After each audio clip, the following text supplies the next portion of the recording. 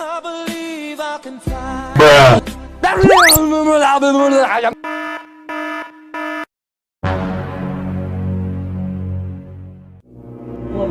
Halo, welcome to my channel. Kembali lagi di channelnya One Piece. Kembali lagi di obrolan seram. Tapi sebelum itu jangan lupa di subscribe dan klik loncengnya biar tidak ketinggalan video terbaru dari channel gue. Nah sahabat One Piece, di episode kali ini kita akan membahas tentang pengalaman kita selama melakukan aktivitas baik itu di sekolah ataupun di tempat kerja. Nah, jadi ini adalah pengalaman mistis kita selama kita melakukan aktivitas.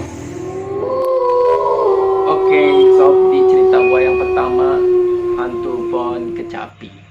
Jadi awalnya gue dan teman-teman gue ada rencana mau nonton di kampung sebelah. Di kampung sebelah ada dangdutan gitu, dan kita sepakat buat ke kampung sebelah. Nah, di tempat gua, kalau gua mau ke kampung sebelah, gue harus melewatin sawah karena tempat gue masih pesawahan. Namanya juga perkampungan, jadi semuanya sawah. Nah, awalnya sih kita berangkat tidak ada kejadian apa-apa. Nah, sesampainya di kampung sebelah, kita mengikuti melihat acara dangdutan itu seperti biasa. Nah, sampai hingga larut malam dan kita memutuskan untuk pulang dari nonton dangdutan.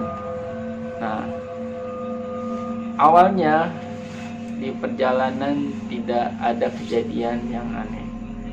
Tapi setelah kita sampai di pertengah pesawahan itu, terdapat pohon kecapi dan pohon-pohon lain. Pohon kecapi ini cukup besar. Konon katanya setiap orang yang melewati pohon kecapi itu suka diganggu oleh makhluk halus.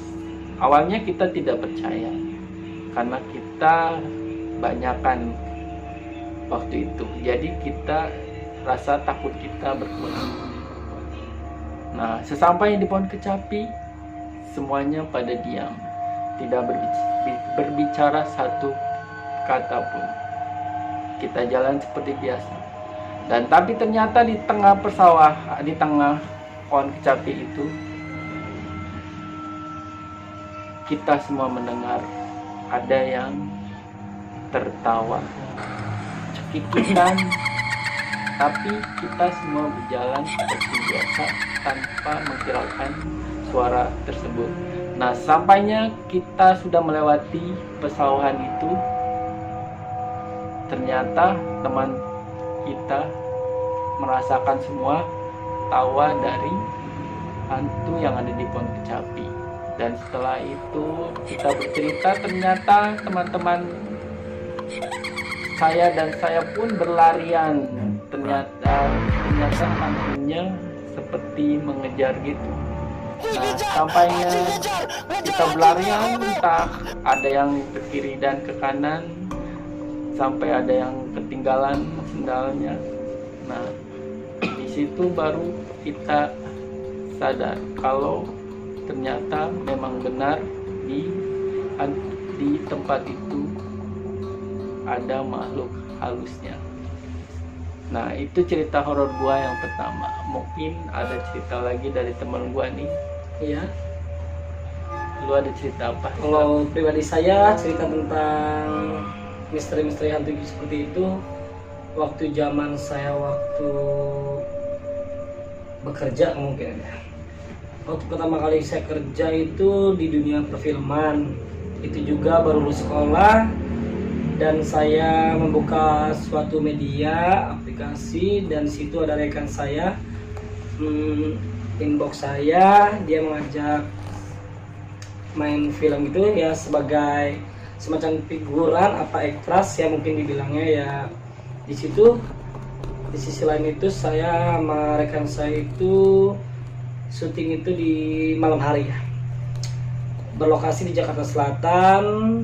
mungkin saya tidak bisa menyebutkannya. Dan di situ saya tidak nyangka sama agensi saya beristirahat di bawah pohon. Saya kurang tahu itu pohon apa, dan karena saya tidak tahu itu pohonnya, dan saya duduk di gazebo. Di gazebo itu karena saya bertiga sama agensi saya, kan saya ngopi bareng. Lalu di situ di atas tuh kayak ada suara, kurang tahu. Saya pertama nggak dengar, yang dengar itu agensi saya merekam saya. Saya nggak percaya. Kemungkinan waktu dulu bukan halu ya, apa ya, modus enggak usah dengerin gitu kan. Nah ternyata saya percaya tuh, dan saya diam. Lalu saya ngobrol, dan saya terasa ada ya juga merinding. Ternyata emang ada yang ketawa. Kata agensi saya itu kalau ketawanya besar itu dekat, kalau itu dekat suara kecil itu jauh, dekat balikannya jadinya ya. Nah ternyata suara itu yang saya dengar itu jauh banget, ternyata itu dekat, ada di sekitar kita. Karena kata agensi saya mungkin bilang karena kita ganjil bertiga di situ. Saya pindah tempat, ternyata rekan saya ketempelan, akhirnya diurut.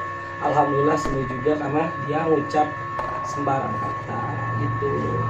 Dan lalu lanjut saya tidur dan gak enak ya, kayak gimana ya, tidur tuh kayak direp-rep. Jadi kita udah berbicara apa, kita udah gerak, tapi tetap kayak diem gitu, kayak direp-rep, kayak digencet gitu. Kurang tahu ya itu kenapa, apa itu arti rep-rep. Mungkin kalian yang nonton di sana mungkin tahu gitu ya maksud saya itu apa. Ya mungkin cerita saya singkat aja. Terima kasih ya, silakan kembali lagi dengan bro. Oke bro, itu cerita yang kedua dari teman kita. Nah ada lagi nih cerita gua yang ketiga. Ini cerita masih dari kampung gua. Emang kampung gua itu, kenapa di kampung gua itu banyak cerita horor? Karena memang kampung gua itu jadi tempatnya masih gelap, perkampungan gitu, dan jauh dari jalan raya. Nah ceritanya begini, ada waktu itu tetangga gue lagi habis pulang dari tempat kerjanya dia, kan dia tempat kerjanya dia. Nah di depan dari lokasi rumah gue ke depan itu lumayan jaraknya, jadi dia harus jalan beberapa meter. Nah di situ harus melewati rumah kosong dan banyak pinggirnya itu sawah. Nah ceritanya waktu itu tangga gue itu baru pulang dari kerja itu sekitar jam 1-an. Nah dia pulang waktu itu naik angkot. Nah memang kebetulan waktu itu masih dia naik, ya kebetulan itu masih ada angkot kalau nggak salah sampai malam. Nah sampainya di Pangkalan itu, dan memang angkot itu aja sih yang terakhir. Dia berjalan menuju rumahnya. Nah dan sebelum sampai di kampung gue masih pertengahan mau sampai kampung dan harus melewati rumah kosong itu, ternyata ada orang lewat. Orang lewat, katanya sesosok orang itu. Dia panggil dari jauh, manggil. Dia bilang mau ngajak bareng gitu, pulang bareng supaya biar ada temennya, biar nggak iseng. Nah pas sampai di orang tersebut, dia manggil tapi orang itu nggak menjawab. Tapi setelah sampai di orang tersebut, pas dia melihat ke orang tersebut, ternyata mukanya hancur, nggak ada seperti habis kecelakaan. Dan akhirnya dia pun harus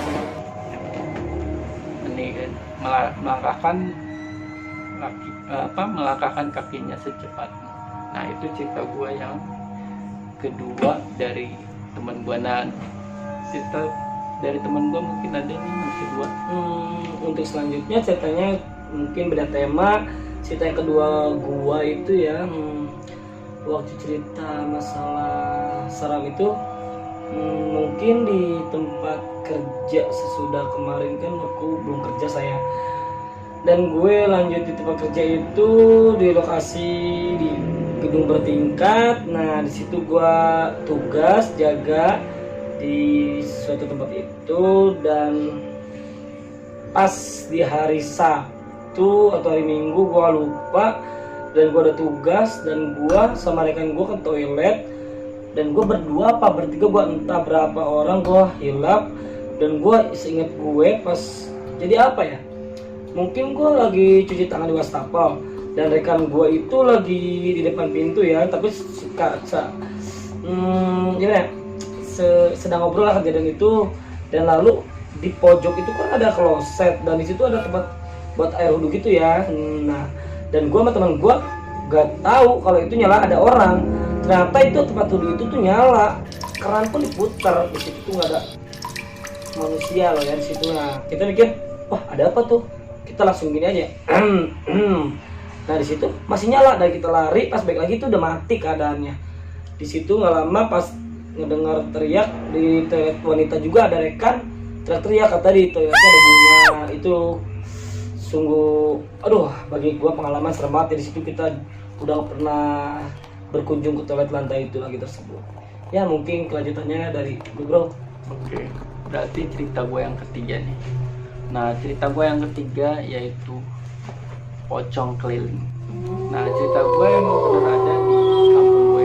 Waktu itu memang ada desas-desus tentang pocong keliling. Nah jadi awalnya sih temen gue nih yang melihat waktu itu. Waktu itu temen gue biasa dia habis pulang nongkrong di depan temen. Dia sering nongkrong di kampung sebelah, dan kampung sebelah itu memang harus kita harus ngelewatin jalan yang saya tadi bilang seperti pesawahan, jalan, dan kita jauh dari jalan raya. Nah ceritanya temen gua itu habis pulang dari nongkrongnya dia. Nah kejadiannya pun itu sama di rumah kosong tersebut. Nah dan ternyata pas nyampe rumah kosong itu, dia ngelihat sesosok ya poci gitu di depan rumah kosong. Nah bukan hanya itu aja, ada juga cerita dari tetangga sebelah di kampung sebelah kalau kampungnya mereka didatengin oleh pocong keliling. Nah, dan pocong itu cuman mengetuk pintu, pas dibuka dikagetkan sama pocong tersebut. Ya entah itu pocong jadi-jadian atau enggak, tapi memang waktu itu memang lagi desas-desusnya pocong keliling, lagi rame-ramenya. Nah itu cerita gue yang ketiga. Mungkin ada lagi cerita dari gue yang ketiga nih. Kembali dengan gue, dan gue cerita yang ketiga dari cerita gue ini. Kemungkinan kalau dilanjut lagi panjang, gue punya cerita pengalaman lagi. Bukan di area kerja, bukan di area syuting, ini di area rumah rekan saya. Jadi suatu saat itu saya sama rekan, bukan reuni ya namanya, kalau reuni kan itu banyak ya, jadinya saya cuma berapa orang, jadi kita berkunjung untuk silaturahmi. Dan keberadaan rumah dia, rekan kami itu dibilang pelosok bukan, dibilang hutan bukan, cuma kota tapi seram gitu ya. Dan kita mulai memasuki daerah rumah dia itu setelah Isya, dan di situ tuh kita mungkin ada acara, tapi janjian juga sih mereka itu, kita janjian mau kumpul, dia juga udah masakin dan semuanya, udah jamu. Dan di perjalanan itu kita jadi bukan ada setan keren, bukan, jadi emang gelap, dibilang gelap emang gelap, tidak ada lampu mungkin ada lampu rumah. Dan di situ itu jadi ada bukan pohon ya, kayak tanaman gitu, tapi serem, tapi tinggi tanamannya itu, tahu tanaman apa, kayak pesawahan gitu, kayak masuk kampung, tapi itu udah ramanya keluar rumah.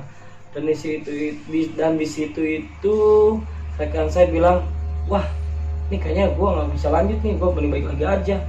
Nah dan rekan-rekan yang lainnya bilang, nanggung bro, jalanin aja sebentar lagi.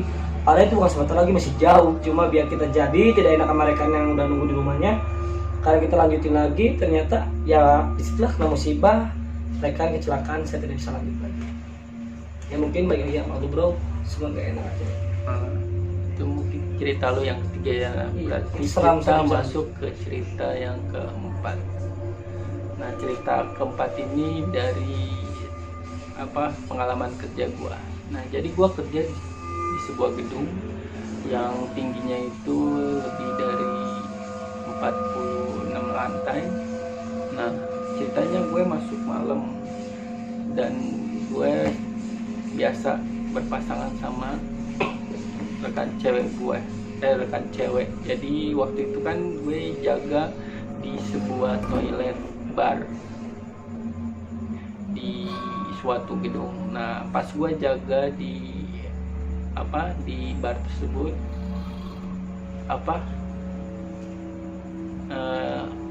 di atas kan rame ya. Kalau di lantai waktu itu lantai 46, kalau lantai 46 itu rame.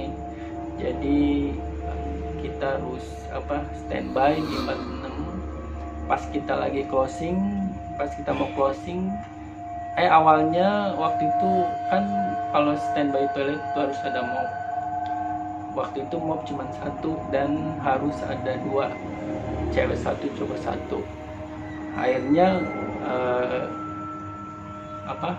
gue memutusin sama temen gue yang cewek itu pinjem di lantai 45.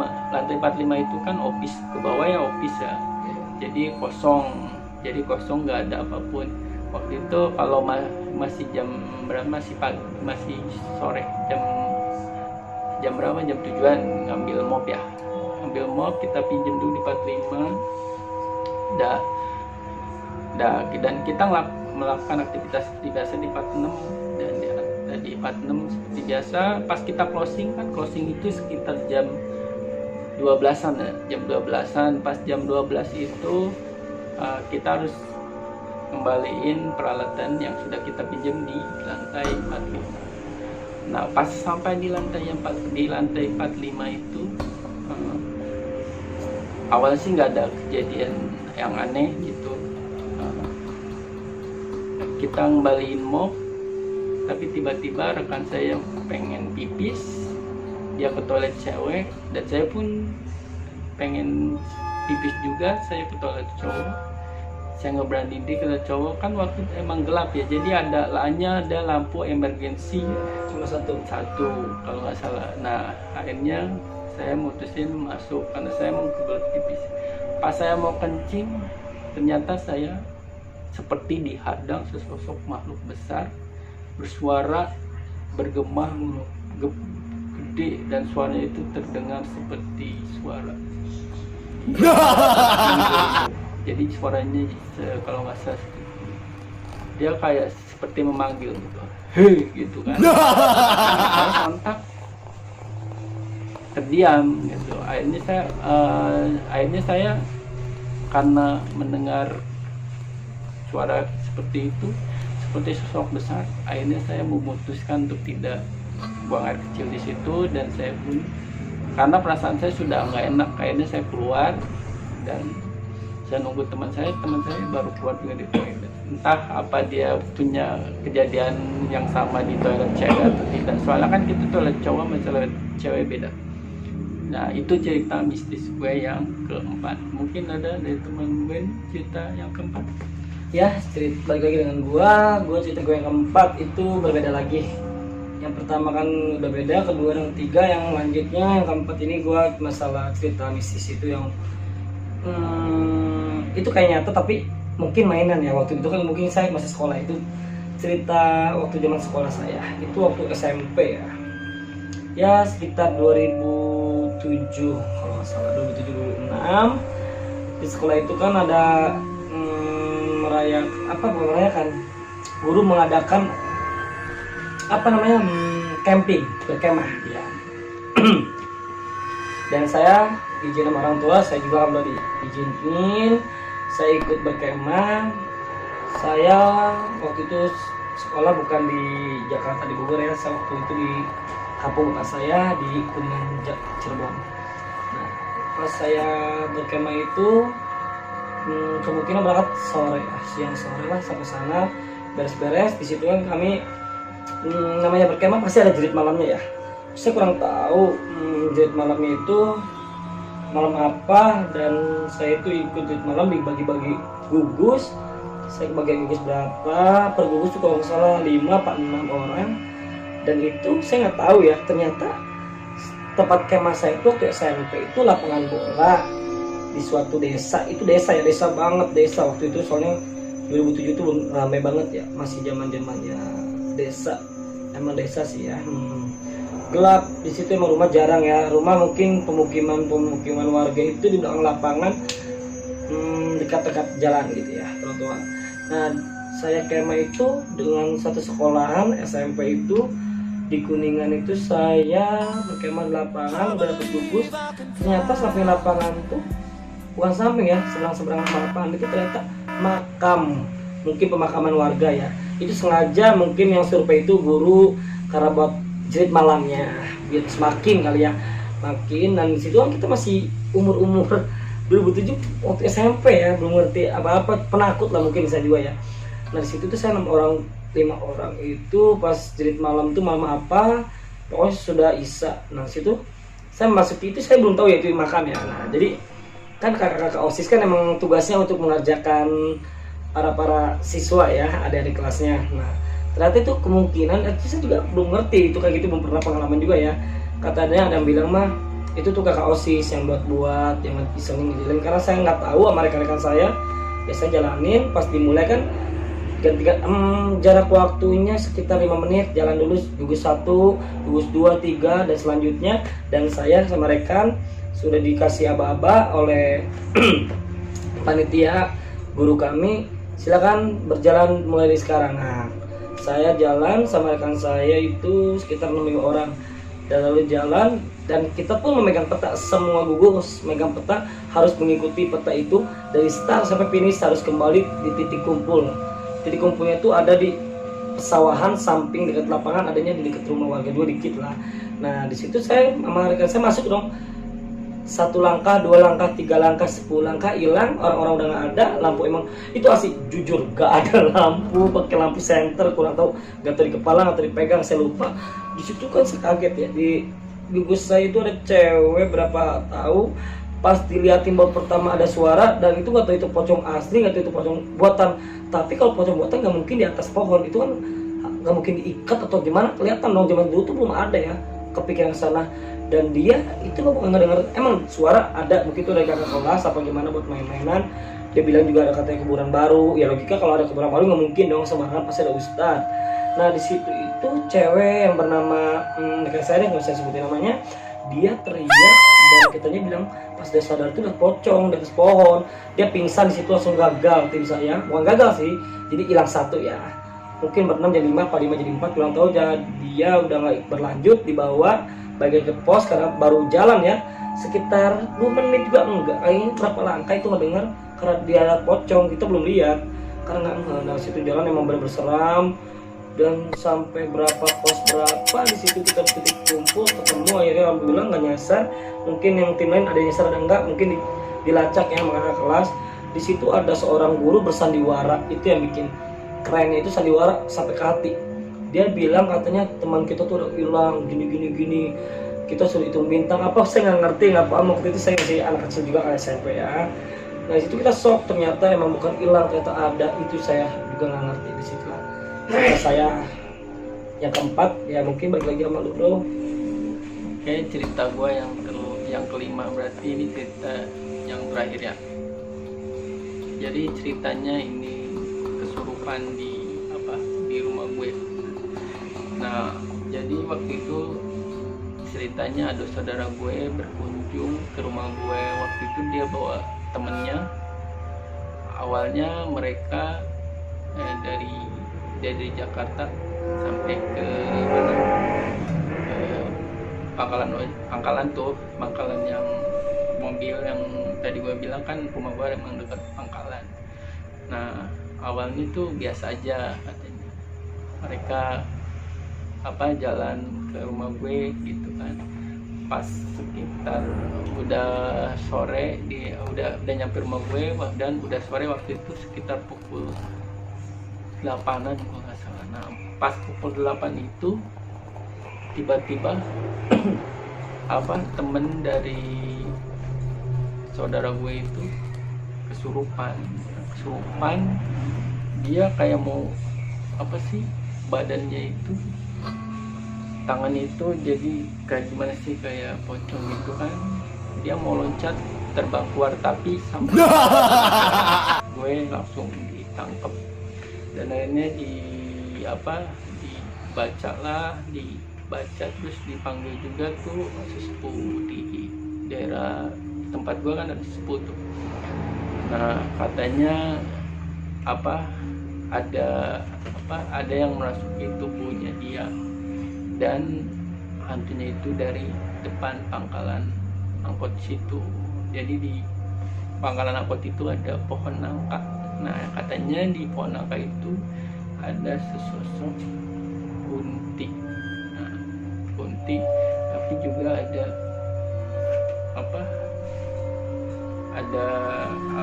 ternyata di badan itu bukan cuma pocong aja, jadi banyak ternyata sih. Kenapa dia kerasukan banyak? Mungkin karena memang tubuhnya dia emang lemah ya, kalau saya kalau lemah jadi gampang dimasukin, setelah keluar terus ada yang masuk lagi. Nah sosok itulah katanya sosok yang ada di depan pangkalan angkot dekat rumah gue ya, ada pohon nangka gitu. Nah itu dia cerita terakhir gue tentang kesurupan di rumah. Nah mungkin ada nih cerita temen gue yang terakhir. Jadi biar nggak panjang sudah kali ya, karena ceritanya saya cuma yang saya ingat itu kejadian itu yang saya ceritakan itu udah cukup 4 ya, jadi cukup segitu aja. Mungkin nanti kalau misalkan ada cerita lagi mungkin nanti di lain waktu kita bisa ceritain lagi, mungkin dari teman-teman ataupun rekan-rekan di luar ada yang mau diceritain tentang pengalaman mistis, bisa komentar di bawah, nah atau email. Dan mungkin kalau ada cerita lagi, mungkin ada pengalaman lain yang kita lupa, mungkin nanti bisa kita ceritain lagi. Mungkin dari teman-teman kita ada yang mau diceritain juga, nanti kita bisa ceritain di lain waktu.